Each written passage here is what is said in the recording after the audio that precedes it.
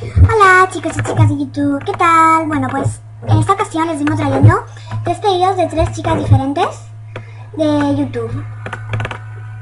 Bueno, son Unicorns Forever Young, Up SDL y Estrellita Tutos. Bueno, aquí tenéis 3 archivos WinRAR, doble clic extraer aquí o bien doble clic extraer en. Y el primero os va a llevar a esta plantilla, que está de otra manera, pero yo la voy a hacer así para verla mejor. Y es aquí un motivito azul escolarizado, bueno, no es escolarizado, pero punteado, con un mustache y pone Unicorns Forever Young. Espero que te guste y bueno.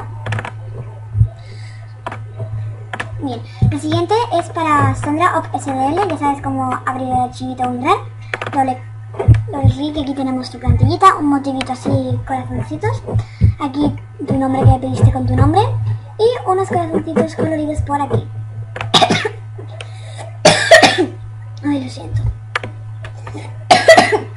Bueno, la siguiente, ya sabes cómo hacer el archivo WinRAR y es para Estrellita Tutos, que aquí te tengo un motivito a rayas, tu nombre, un icono PNG en blanco y negro y una serie de olas en blanco y negro también.